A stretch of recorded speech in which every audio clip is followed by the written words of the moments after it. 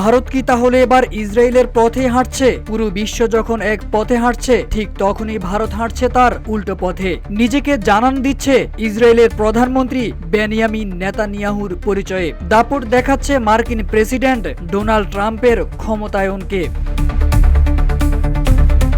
গত সপ্তাহে পবিত্র ঈদের দিনে ফিলিস্তিনের পতাকা উড়িয়েছিলেন ভারতের উত্তর প্রদেশের বিদ্যুৎ বিভাগের এক কর্মী। আর এই অপরাধেই তাকে চাকরি থেকে বরখাস্ত করা হয়েছে।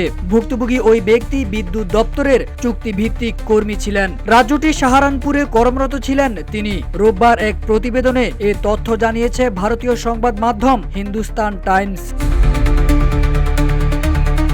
ভারতের এই ঘটনাটি ঠিক এমন সময়ে সামনে আসলো যখন কিনা ইসরায়েলের বিরুদ্ধে হরতাল, ধর্মঘট, নো ওয়ার্ক নো স্কুল স্লোগানে মেতে উঠেছে বাংলাদেশ সহ বিশ্বজুড়ে সব মুসলিম সম্প্রদায়।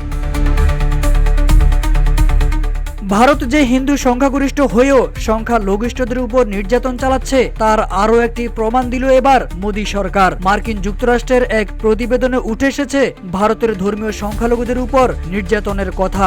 বিশেষ করে খ্রিস্টান ও মুসলিম ধর্মাবলম্বীদের উপর প্রাণ নাশকারী হামলা, আক্রমণ, তাদের সম্পত্তিতে ভাঙচুরের কথাও উঠে এসেছে। বার্তা সংস্থা রয়টার্সের এক প্রতিবেদনে এই তথ্য উঠে আসে। ভারতীয় বার্তা সংস্থা পিটিআই জানিয়েছে, ফিলিস্তিনের পতাকা উড়ানোর এই কাজকে দেশ বিরোধী বলে উল্লেখ করা হয়েছে।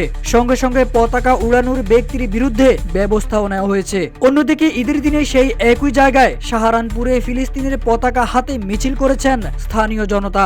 সেই মিছিলের ছবি ভাইরাল হয় সোশ্যাল মিডিয়ায়। এই ঘটনায় আটকও করা হয়েছে ৮ জনকে।